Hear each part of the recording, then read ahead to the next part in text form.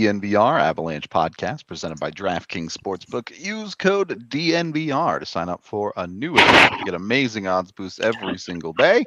We got the whole crew here with you today. Rudo, Jesse, Meghan, AJ coming to you live. Doing some mailbag today, answering listener questions. We'll get into a whole bunch of stuff on that front. Wanted to start with the DraftKings pick of the week, though, because if you want free money, just go into the LCK bets on DraftKings and pick Genji to sweep whoever they play. Whoever they play, it does not matter. Yeah, literally anybody. They've got it covered. They will sweep them. So, for my esports people, that's the pick of the week. If you're not an esports person, just trust me, and you'll make money. It's easy money. Go jump on it. You can go over to DraftKings. Look, nobody has ever lost money when somebody said that. Just trust me. It's fine. Go over to DraftKings. You don't have to bet on esports if you don't want. You can bet on other sports, pretty much any sport under the sun. Some of the things on there you might not even consider sports, and you can bet on them. So check it out. Go to DraftKings. Must be 21 or older. Colorado only. Other terms, restrictions, and conditions apply. See DraftKings.com/sportsbook for details. Of course, if you have a gambling problem, call 1-800-522-4700. Damn it. I tried to make it back before the thing went away. Too slow.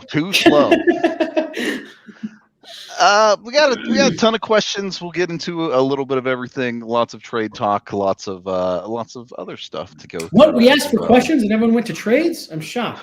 Who could have seen that coming this week? I know. Unbelievable. Before we do that, though, reminder for everyone to get your Roast My rosters in. That is tomorrow's show, so we will be pulling all of those tonight. If you want yours to be considered for the show, get it in tonight over on Cap Friendly. Make sure you put DNVR in the title so we know to look for you. We'll also bring all of ours, and you can make fun of our terrible rosters too. So, are you guys excited? Have you guys made yours yet? Do I mean, I already know what I'm gonna do, even if I haven't technically made it. Have you guys taken a look at the submissions? I've looked at some. Yeah. Is it not the coolest thing just to open up Cap Friendly's like armchair GM thing and just see pages of you filter it into Avalanche and it's just DNVR all the way up and down, just tons and tons of DNVR. I think it's the coolest. Every year I'm like, yeah. And people who don't listen to this podcast, I always like to look for the comments where they're like, what the hell is going on with all this DNVR stuff? Who was the guy last year in so many of them? Bat Vader or something? He was, I think, based out of Winnipeg. Is that ringing a bell? Jets decline. Jets decline. Jets decline. Jets decline. That was all he would say. He would go in. That was it. I had forgotten all about him. Jets decline. That was his shtick. He spent all day on Cap Friendly just writing Jets decline. All right, let's start off with a weird one. Do you think woolly mammoth tastes more like buffalo or elephant? Buffalo. I also feel like buffalo, but if you ask me to explain myself, I can't. What? Have any of you ever had elephant to know what it even tastes like? No. I mean, but how can you accurately say that it tastes more like one than the other? Wouldn't the woolly mammoth be way closer to an elephant, though? Right, yeah. The show's already off to a rocking start. Look, it's a listener question show, all right? This is how it goes. All I'm saying is, like, woolly mammoth had, like, trunks, right? That's very elephant of them. Woolly mammoth had like trunks, right? Make sure to get that in the timestamp. That's our clip from this show for sure. Look, have you guys watched any of Netflix's new reality show, The Perfect Match? Oh, dude. So Hannah normally loves that shit. We got halfway through the first one. She was like, I actually don't think I can take this. it was a slow start because all they do is sit around and talk to each other, and so I couldn't do it. It has picked up a ton because they're actually doing stuff now, and so it's much easier for me to stomach. And I got to tell you, one of the characters in there started off a date that he had with, I thought Alaska was a country, so I'm not very smart. I worked with a girl at my past job who, this isn't a lie. We all thought she was joking, trying to be funny. She thought Canada was in Australia. No. Bro, believe me, our entire team was like, shut up. You're obviously joking. She thought that, and that they trained real lions to make it look like their mouths were moving for the Lion King live action movie. And she thought ground beef was synthetic meat that they grew. That was why they called it ground beef, not that it was ground up. That one I gave her a little bit more credit because I was like, I can at least see how you made that connection. The other two, the look that AJ's had on his face for the last 45 seconds were us for like a solid week. And she was like, I wish I was joking. That person votes, everybody. Right, dude. Right. Maybe if Australia and Canada were closer, the global series wouldn't be paused for now. I think there's a conspiracy that the league stars are afraid of kangaroos, but that's just me. AJ, on the topic of reality shows, have you watched any of MILF Manor? No. Is that up there? Dude, we are 4 episodes into that, and it is exactly what you would think it is. For a show called MILF Manor, the first 4 episodes have played out exactly as you would expect. Just another reality show recommendation. I don't know, man. I think I'm good on once Perfect Match is done next week. I have Drive to Survive coming out this weekend. Yeah, I'm looking forward to that. I want all of you to at least watch episode 1 of MILF Manor. What platform is it on? I think it's on TLC. So wherever you can get stuff from TLC. Or we can just all come over to my house. We have them on the DVR, and we'll just live stream us watching an episode. Coming to your house to watch a show called MILF Manor. Why not? I can't think of a better place to watch a show like that. I actually love this idea. Everybody bring an entree or an alcohol. No, preferably an I alcohol. will sit this one out. It'll be your favorite show. You'll be hooked. You'll be watching every episode every week, Rudo. I'm a big fan. I'm confident. And somehow this question about woolly mammoth has turned into us talking about reality TV again.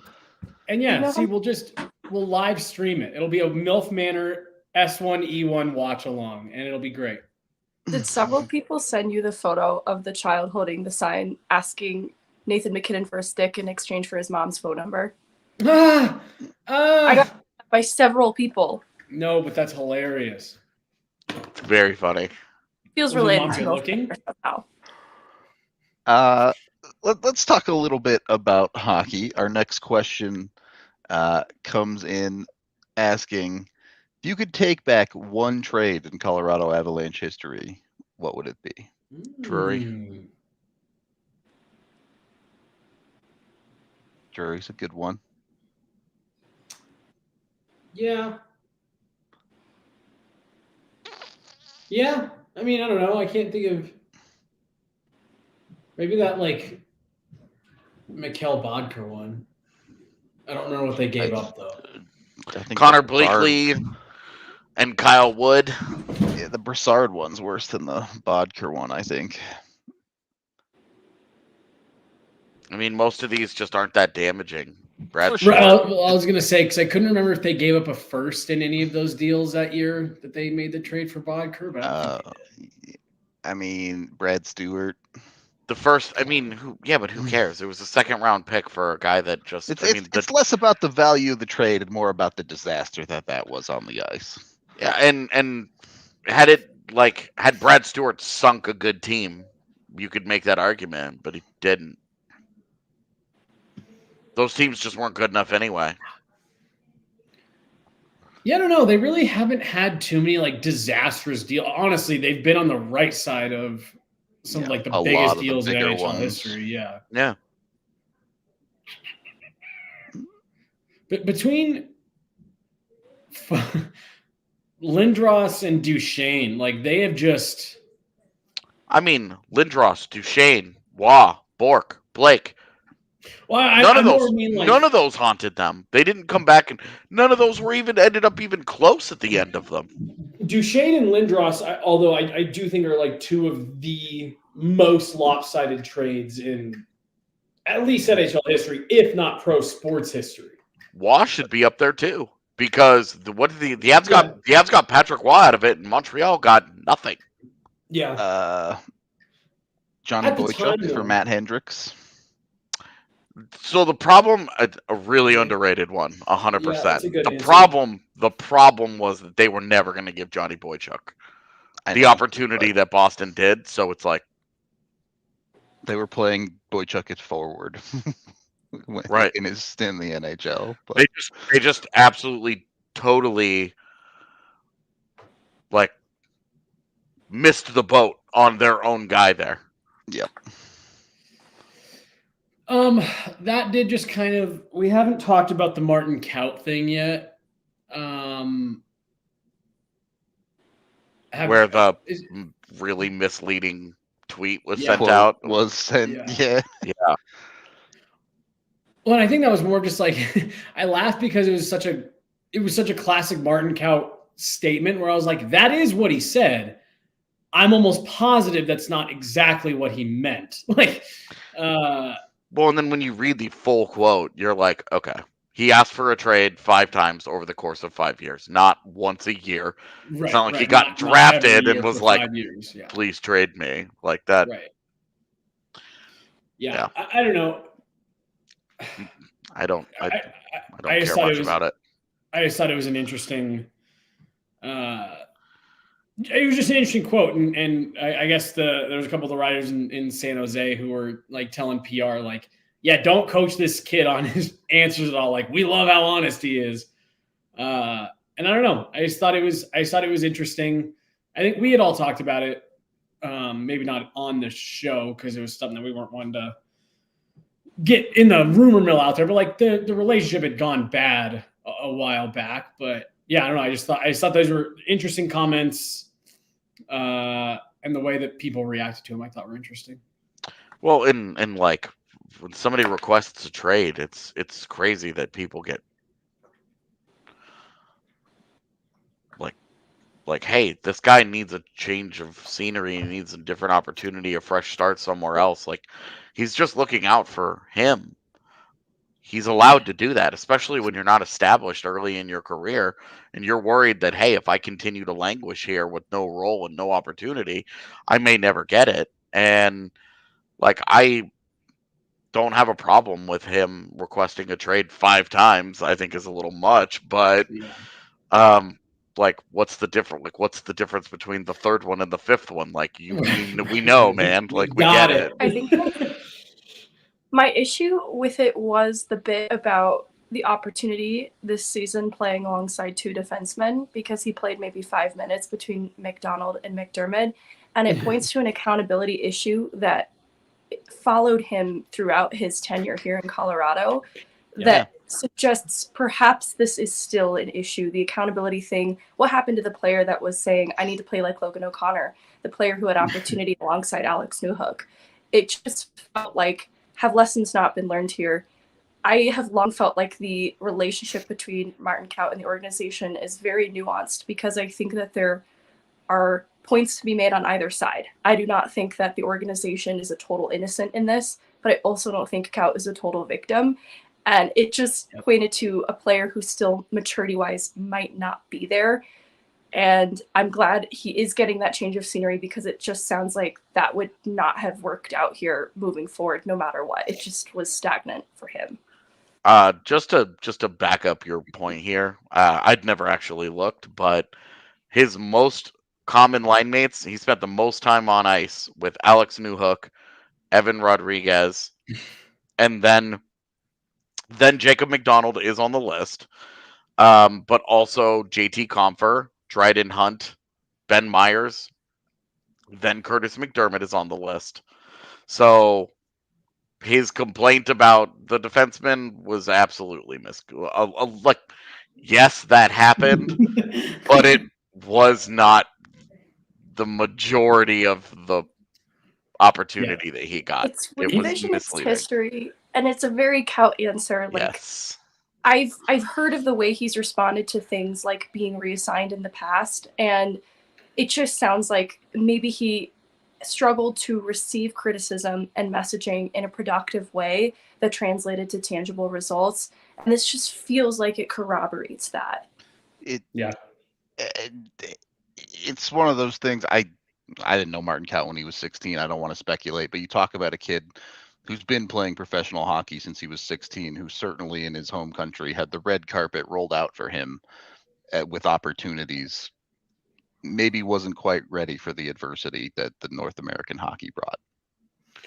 Megan, you made such a good point. I'm sorry to cut you off. You made such a good point about what happened to the guy saying, I need to be like Logan O'Connor. I'm willing to do anything it takes to stick, blah, blah, blah. Now it's, well, look at the guys they had me out there with, and, you know, this, that, and the other. And it's like, again, Logan O'Connor had a couple of those games too, where he was strapped with some, you know, guys that either aren't NHLers, don't normally play forward. And that dude we'd never dream about hearing Logan O'Connor get into the locker room and complaining about that. You know what I mean? And not to use him, but that was the guy that Martin Kaut drew the line to all the time. If I need to be like him, I thought it was such an interesting comment for him to make, again, because it was misleading for several reasons. AJ, to your point at the very beginning of this, 5 trades in 5 years, you can ask for 5 trades 5 times in a week, and that is still technically 5 times in the last 5 years.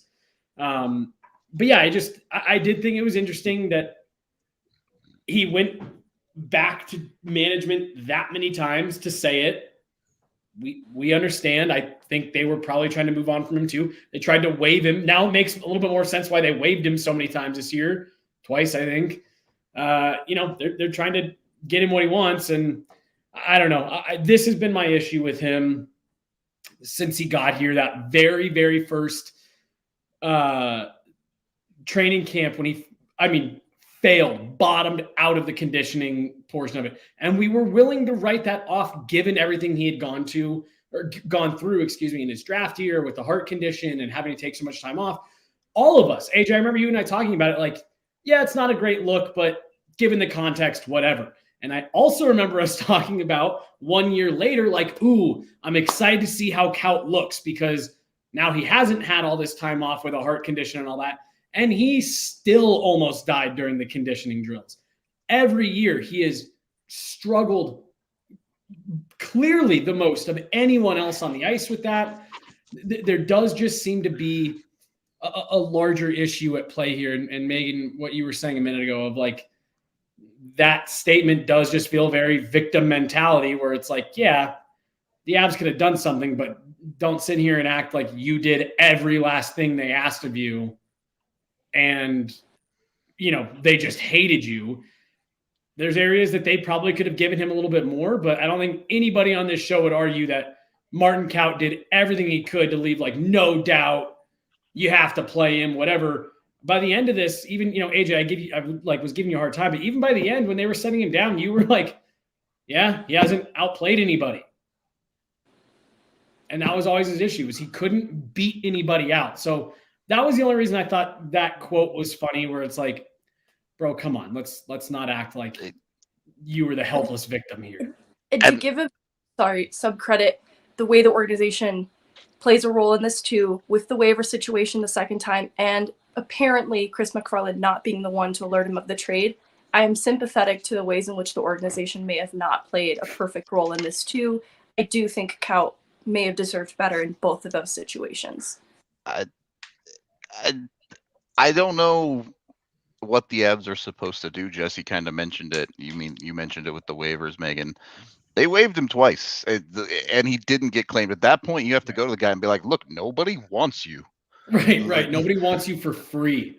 Yeah, I Kind of. I mean, you get do you have have. to keep him on the NHL roster. I get it. Well, and there's contract limitations, remember, because the Sharks couldn't claim him because they were at 50 contracts. and look, the Avs did right by him. Then they eventually got him moved. So Did right by themselves too. I agree. I think the Avs won that trade. For if you're a fan of Kaut, like I know at least AJ and I do really like the guy as a hockey player. He had a good Sharks debut. He was a point per game guy for the Barracuda over there, and now he's on the Sharks roster. So nothing but the best for that guy. Honestly, hope he does well. A whole bunch of nothing in 15 minutes in his debut. I guess that is good for Kaut though. He survived 15 minutes of ice time. That's a win. Moving on. Who asked this question? I'm sorry, I can't find your name. There we go. Ryan asks, curious on your thoughts on the trades that have happened. The big ones like O'Reilly, the Tarasenko to New York, and Horvat to the Islanders. Wait, what was the first part of the question? I just heard you listing players. Thoughts on the 3 big trades so far in the NHL? Since they extended him, I like the Horvat deal. Had that been a rental, I would have thought that was a really bad move for a bubble team. But I hate it, man. I think the only way that was a good deal was if they flipped him. See, I thought they either need to flip him or extend him because I thought it was weird that the Islanders were seemingly like going for it in a year where they may not even make it to the playoffs. I like that once they extended him. I like that move. I love the O'Reilly trade. That's like one of my favorite trades in the last couple of years. I just think that is such a perfect fit for what Toronto needs. He's something different from what they have. I really like that one. And then Tarasenko, I'm fine. I think it's whatever. I think New York is really good, but yeah, you and I are we're skeptical of them being real contenders. Yeah, I just don't know if Tarasenko like moves the needle that far for me that I'm like, what a deal. O'Reilly to Toronto, I think that's an awesome deal. That's an awesome deal for everybody.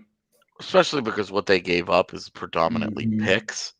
And when you're talking about you're giving up a pick-heavy deal and only one of those is a first-rounder, you immediately start stacking up value there. Because you're like, oh, I gave up a second and a third and a fifth. And you're like, oh, no, not that. Especially when you're in like a desperate, like we're trying to keep our jobs kind of situation like they are in Toronto right now. I really don't know I don't see any downside there. Okay, yeah, you gave up a first rounder, but that first rounder wasn't going to help you keep that job. Right. So, you don't even know if you'd be able to make it if you use that pick if you didn't do this. And I do think he's the perfect kind of fit for what they really just a guy that is going to just really fill in a hole that they really had, and then getting Achari on top of it, I think, is even better work because that's a quality NHL player again that brings a different element to that forward core that is necessary. They need that. And so I think that's a great deal for Toronto. I loved that for them. I thought it was fine for St. Louis. I didn't think it was bad business, especially if they turn around and use that first rounder and flip him for Timo Meier. I think that's great business for the Blues. But then Toronto got 75% of the salary eaten. And to your point, AJ, like, what did you really give up for that? Like, nothing. Like you did some gymnastics to make the money work. And the first round pick, you're like, hey, that's valuable. Those are always valuable. Those are always important. Those are great. Everything else, you can absolutely, in the situation that they're in, you can live without all that stuff. It does not matter. You don't care about any of those things. Yeah. So that great business. The Tarasenko deal, I thought was, again, just a good piece of, I thought it was maybe a better piece of business for the Blues to get a first round pick back for a guy that you have pretty serious question marks about, and a guy who was not like who was more of a goal scorer than anything else. But it also goes to show you the value of if you're a one-trick pony and that's your one trick, it's pretty valuable in the NHL. Well, and a guy that was guaranteed gonna leave too. Yeah, definitely. For them to get the first, and again, if they turn around and use those 2 first-round picks that they got in those deals and turn Ryan O'Reilly and Vlad Tarasenko into Timo Meier, they have done a very, very good job of reloading their team, and they have that other third. Great. Chat asking about O'Reilly resigning. Who cares? Yeah, we'll see. I can't imagine he does there purely from a money standpoint. He seems like he likes playing there. Also, don't think he wants to be their third line center long term, but yeah. Well, we'll see.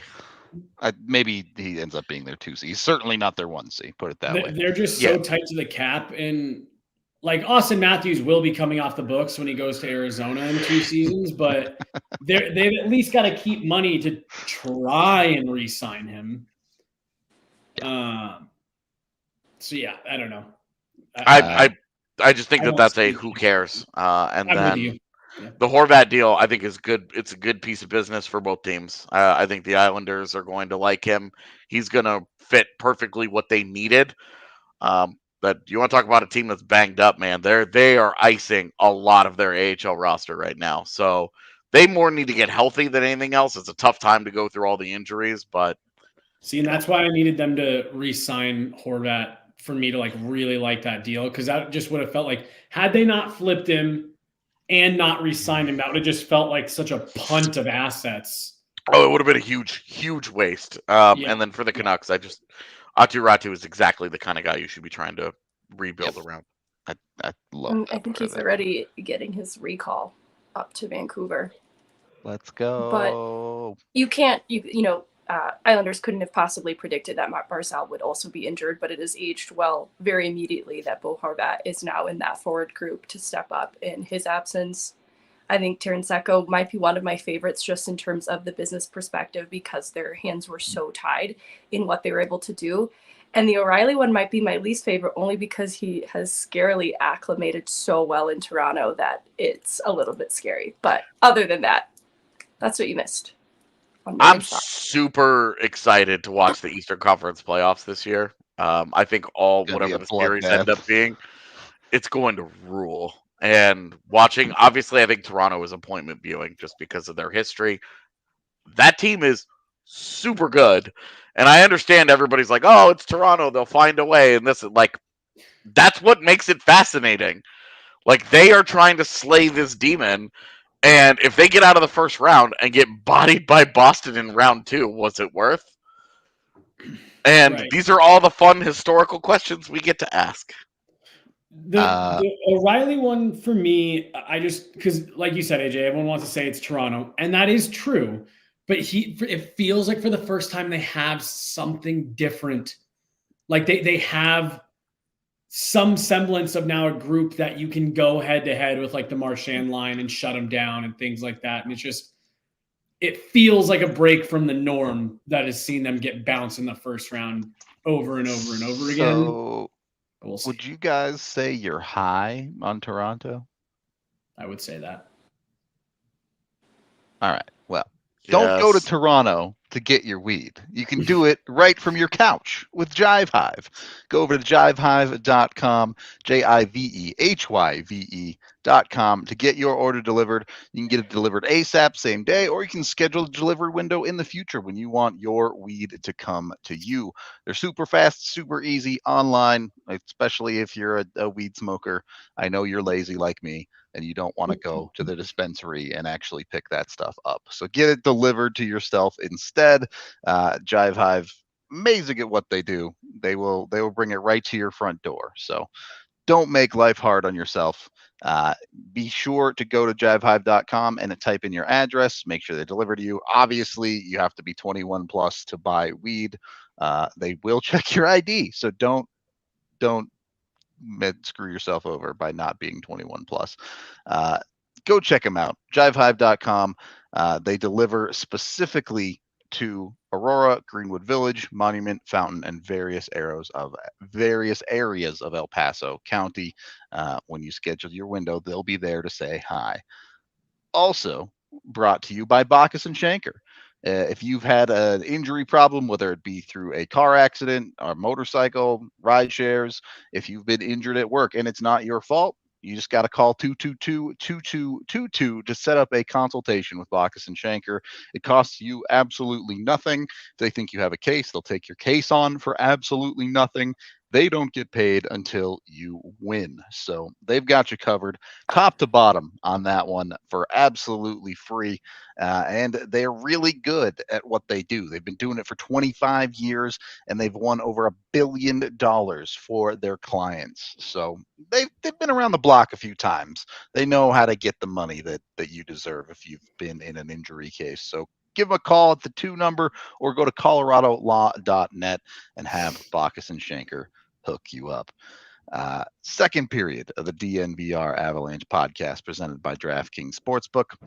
All right, let's get into the title topic from today. Timo Meier. Why aren't the Avs in on him, first of all? At this point, his salary potentially could fit, given EJ if he's headed to LTIR. What does cost potentially look like? We also need to talk about the potential qualifying offer poison pill at the end of that deal. It's the 10 million qualifying offer. Mm-hmm. It's too steep. I know that the forward market generally is drying up, but just 6 mil AEV on the books immediately is already a little steep, but then the 10 mil qualifying offer at the end of that tunnel just doesn't seem like it will make financial sense. Yeah. I mean, I don't know. I haven't even really considered Meier for the Avs. He just seems like he's kind of in a different bucket of player right now in terms of like what you would normally see around this time of year on the trade market. This really does seem like the fact that the St. Louis Blues are in on him after they just started selling off to start a rebuild should that should kind of tell you where this player is in terms of what kind of teams are pursuing him, how teams are viewing him. I don't get the sense that there's, teams out there looking to add Timo Meier, for this run. If you're looking to add Timo Meier, looking to keep him long-term, add some punch to your top 6. And yeah, just financially, I don't think the Avs are really in a position to be looking at a guy like that with a $10 million qualifying offer. So what I will say is I don't know that Timo gets a qualifying offer from any team. I don't think he does, but at the 10 million mark. So you're really treating him as an unrestricted free agent if you're going out and getting him this year more than an RFA. That doesn't mean they couldn't theoretically re-sign him for a number less than 10 million, but it has that uncertainty of him walking and going wherever he wants at the end of the year. It's just not your standard RFA deal like what the Avs did last year with Lehkonen, where it's like, he'll be back. You don't know what it'll look like, but he'll be back. Meier, you don't really get that same guarantee. And he is going to cost as if you do have that guarantee in terms of like what it would cost of acquisition. Yeah, I don't know. He's just a little bit too complicated of a player that for, I think, a team like the Avs to be getting involved in. I think the QO stuff is overblown a little bit because teams have that as a break glass in case of emergency in order to keep the player for the next year. Obviously, $10 million sucks. Like, you don't just want to spend that on one guy who is a wing and who may or may not be on your top line, depending on the team that gets him. But that he's a really good player, and I think the Avs would be pretty hard up after him if he was a center and not a wing. The fact that he's a wing just makes it so that Colorado's just looking at it and is like, where does he play here? Well, and the $10 million isn't just like, it doesn't just suck to spend. Name a contending team that can just like willy-nilly do that. I'd be way more willing to be talked into the 10 million if he was a center. It's really hard to give a wing $10 million. It's really hard. And I think that he probably signs an extension for more in the high 8s, low 9s, for a long-term deal. And that's where that's where it ends up. But the QO basically just means we get to keep this player. And that's really all it is. You extend the QO. Right. He doesn't even have to sign the damn thing. So, you extend it to kid to secure his rights and then figure it out from there. And so it's not as easy as it's not as clean as Lehkonen last year, but I do think it in some ways is being overblown a little bit because no team acquiring him is doing it with the idea of he's gone at the end of the year. Anybody that picks him up will either be able to offer him that QO and then figure out a long-term deal, or they move that guy for a bunch of assets because Timo Meier is still really good. So I'm not super worried about it. It is the Avs just don't have the assets to play in those waters. 2 first-round picks, Sean Barons, is that as intriguing to San Jose as 2 first-round picks from a team where those picks are probably going to be higher, like a New Jersey, or and then an Alexander Holtz, type of prospect? Is that going to be more intriguing? I would say the other teams just have better offers. The $10 million, though, I hear what you're saying about it being overblown, but I just do think that it gives him far more leverage than your standard RFA. And I think that's what would scare a lot of teams off. And honestly, high 8s, low 9s, I just don't know if he's an $8 to $9 million player. Easily. He's been an $8 million player the past 2 years for sure. He's a point per game guy, basically. Given the guys who have signed $8 and $9 million deals over the last couple of years, Timo Meier's absolutely there. Especially as a UFA. This dude's been nowhere close to a point per game player up until last year, where he came just shy.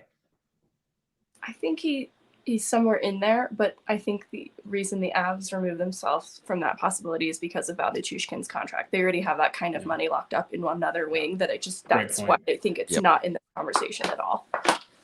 Yep. They're especially right wing. They're very committed to that spot. A couple of questions here. Their wings are done.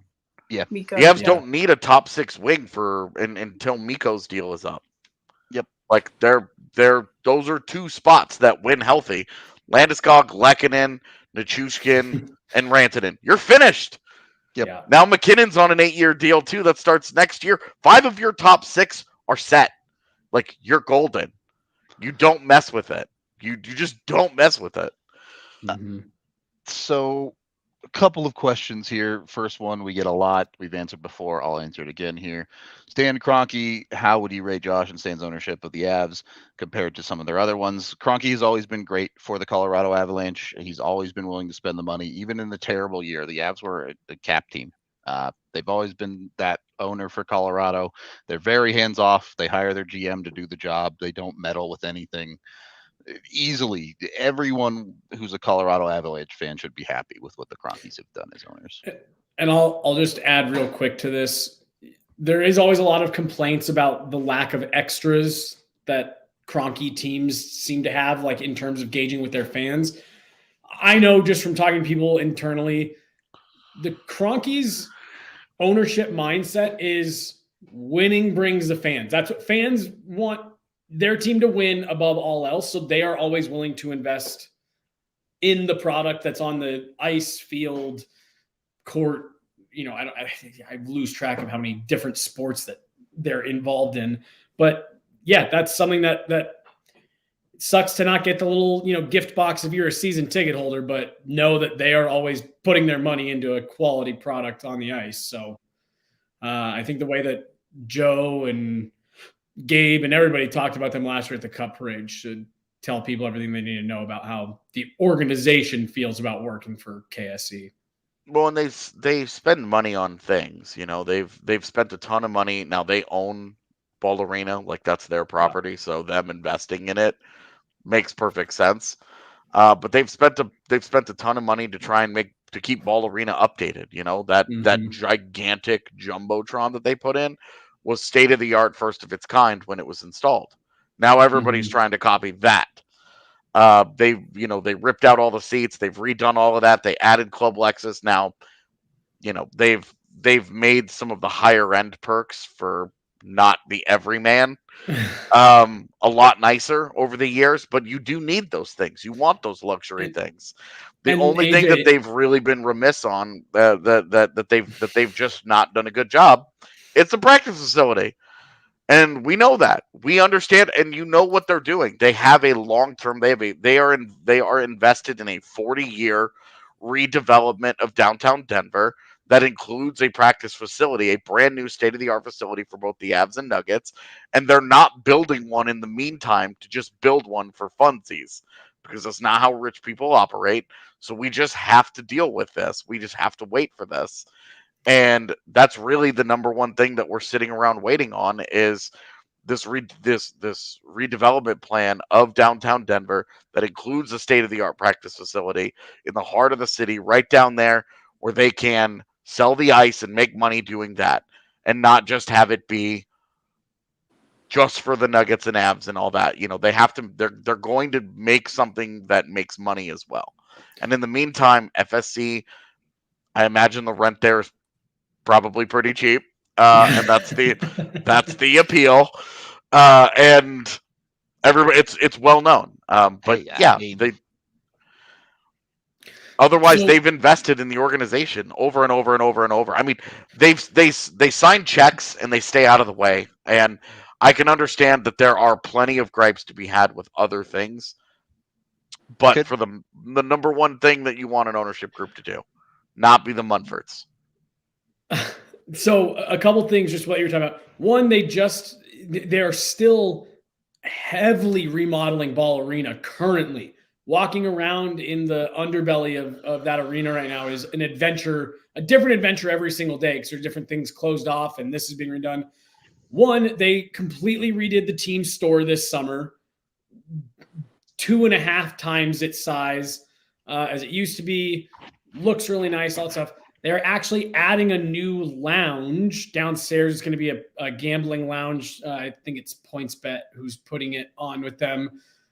So they're continuing to convert stuff like that to do more fan-focused things. And then I just wanted to mention the Nuggets' current practice facility. Well, my understanding is that now it is pretty out of date and pretty small. There were a bunch of leaks in it yesterday. Yeah. At the time when they built that, to AJ's point, like about the big board, when they put that facility in Ball Arena, that was state of the art, first of its kind. No other teams had that, where they had a full practice facility inside of their game arena. So like it doesn't always feel super apparent, but yeah, the Cronkies pour a lot of money into their franchises, even though, like I said, the fan bases maybe don't get all the frills that some of the other ones do. And let's be real, the television dispute is still an ongoing thing that they are absolutely involved in, and not the victims of big bad Comcast. Yep. I understand KSE employees have to say that shit, but give me a fucking break with this. Okay? Yep. They are a willing participant in this dogfight. This is so obnoxious, the way that this thing has turned out. So we've been very positive about their overall ownership of the Avalanche. It is not perfect. Big miss for the altitude stuff. It is absolutely not perfect. I was talking with someone about that today, and the four of us have talked about a lot of this stuff, off air, and we're still not going to get too far into it. But yeah, definitely not absolved of blame is KSE. Absolutely. We'll leave it at that. All right. Breaking news: Shea Weber is now an Arizona Coyotes legend. Vegas just picked up Dyson Mayo from the Coyotes for a 5th in Shea Weber's contract. So that's a thing that happened. So they're loading up on even more LTIR space. But Mark Stone's 9.5 wasn't enough? I guess. All right. Anyway. Next question. I'm not going to try to pronounce your name. I don't know how to pronounce it. I'm sorry. Should the Avs just stand pat at the trade deadline, given the weakness of the West and their odds to win the West are already quite high? Does getting your odds at the Cup final up just a little bit, is it even worth it given the Avs quote unquote acquisitions like Gabe Landeskog getting healthy coming back? Is it worth it to make a deal? He's asking, should the Avs stand pat? And I'm assuming all of our answers are no to that question. Yeah, no. But don't think we'd have made a bunch of trade deadline videos if we thought the Avs were going to stand pat. Speaking of which, Sean Monahan's video coming out in a couple hours today, so keep your eyes peeled for that on YouTube. If you haven't already watched the Pool Yarvi and Luke Shen videos, those are out already, so you can go find those. Megan, what were you going to say? Oh, yeah, I think they still should do something. It honestly makes me think of the Tyson Joe Sneeko Sturm. Like, it feels maybe like a lateral move at times, but you can't really say if that hadn't happened, what the outcome would have been. It just feels like even if it's something small like that, depth defenseman, they just have to do something. They have the ability to do it.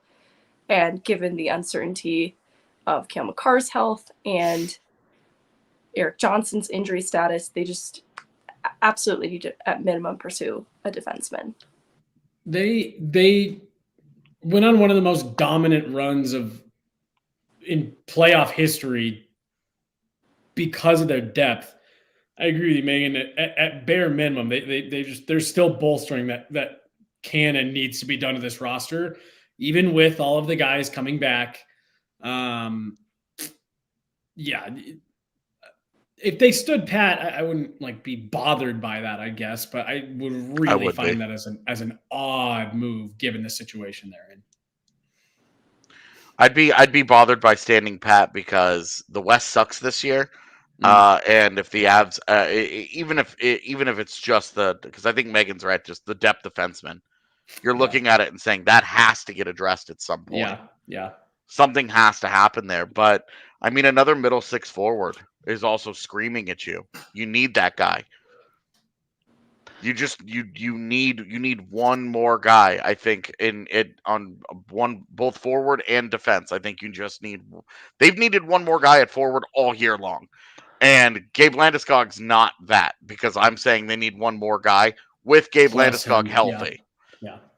And I Gabe think that Landeskog plus one. I just think that is, and I'm not trying to swing for the fences here. I'm not like go and get whatever star player, Timo Meier, for example. I'm not like, hey, break it all down for that guy. I think there are a lot of interesting names out there that could fit, that could work out, that I'd be interested in. But I just think that you can't stand pat with the West being what it is. If you think that you can get better, this is your last chance to get better. When the West just sucks like this, it sucks. The West is not good. They're bad. It's not good. It's do you know another situation where you shouldn't stand pat? Oh God. I'm not going to participate. I'm scared. Do not stand pat in the bedroom. All right. Make sure when you're going into the bedroom, you're ready. In fact, Roman ready.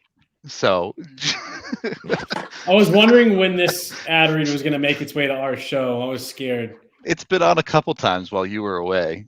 So Roman is here to help, though, genuinely, whether it be for ED or if you want to last longer in bed or if you just want to be healthy down below the waist as a male. Roman can take care of you. It's a very common thing. Up to 50% of men have symptoms that get in the way of wanting to have or enjoying sex. So it's something you want to make sure you're keeping eyes on and checking up on, and not standing pat, but getting your pat to stand, if you know what I'm saying. Jump on it. They have something for everything, top to bottom. They offer discreet wipes that make you last 4 times longer. If you have low T, you can get your testosterone levels back to normal with Roman, which helps your libido.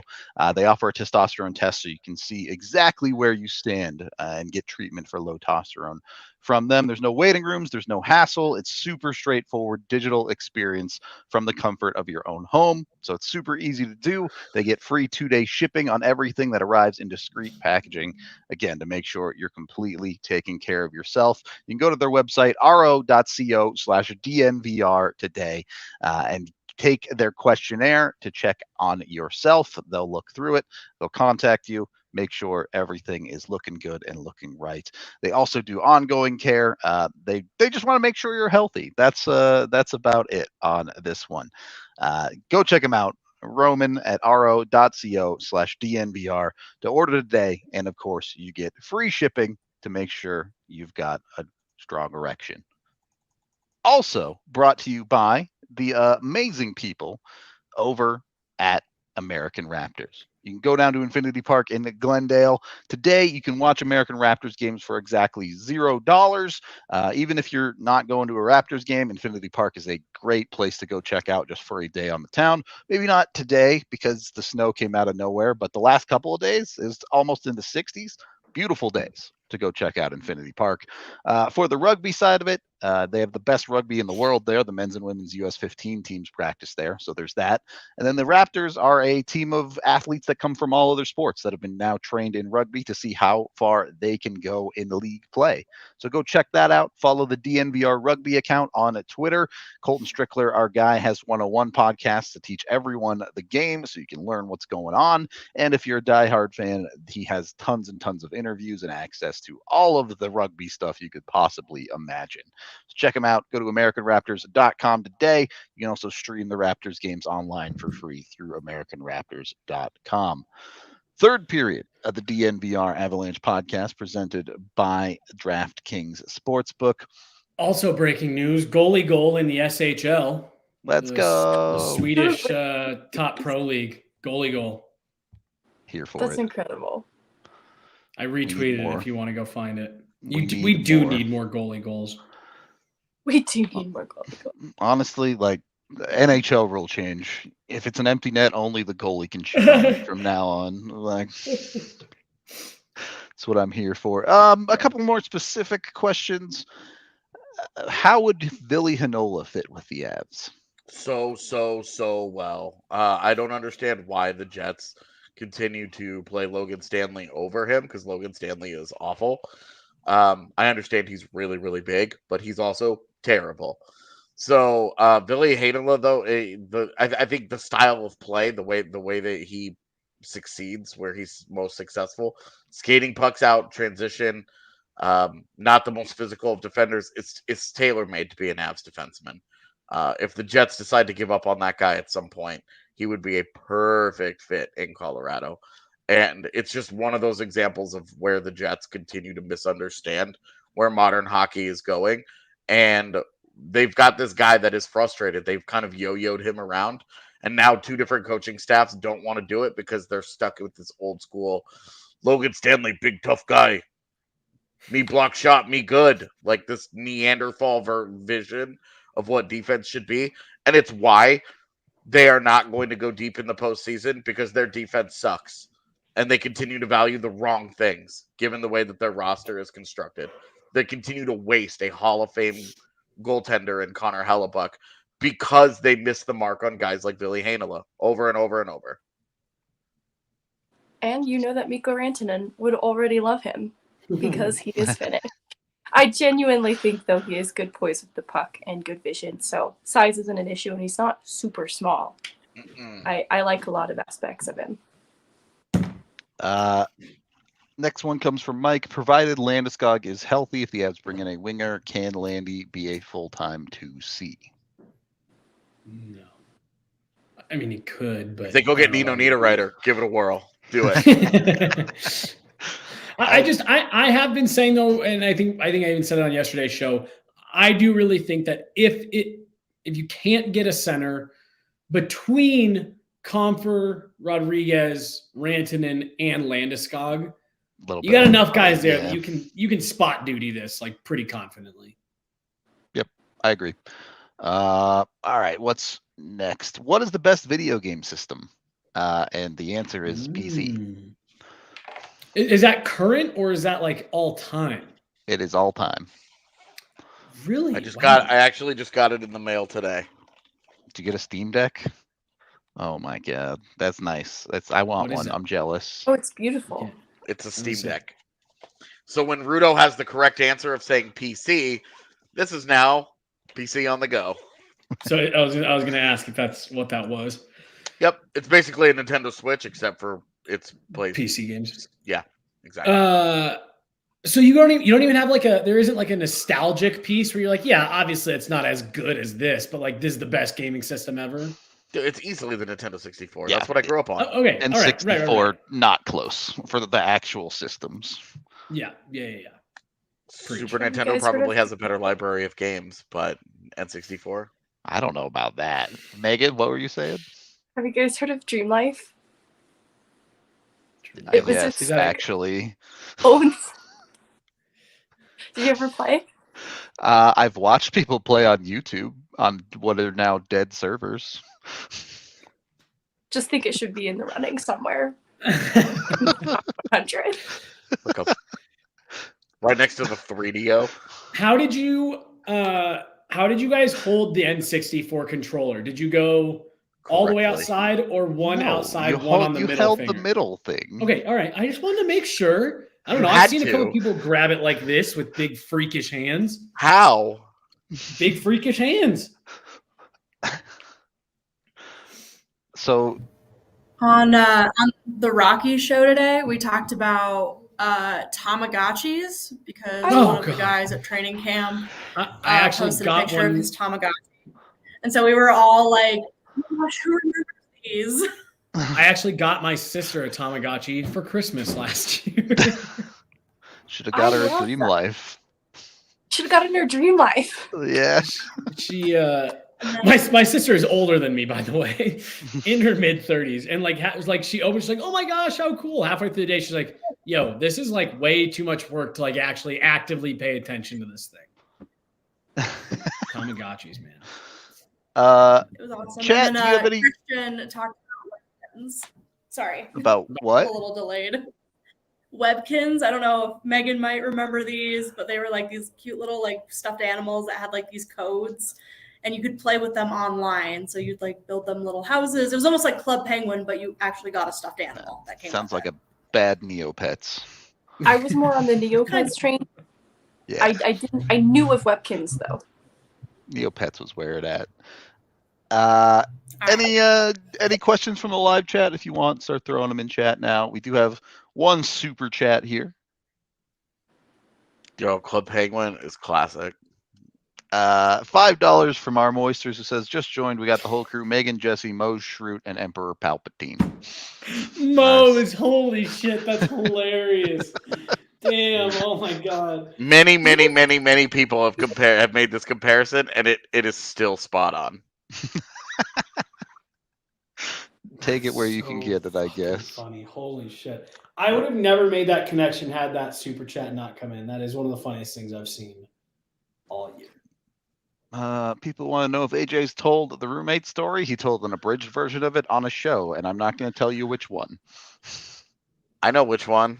I would hope. I remember.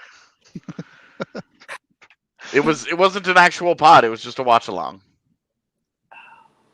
But you guys were talking about Club Penguin and all that stuff. Did you guys see like 2 months ago, addictinggames.com like officially shut down? It's like not, the domain isn't even there anymore. That was a sad moment. That is really sad. It is very, very sad.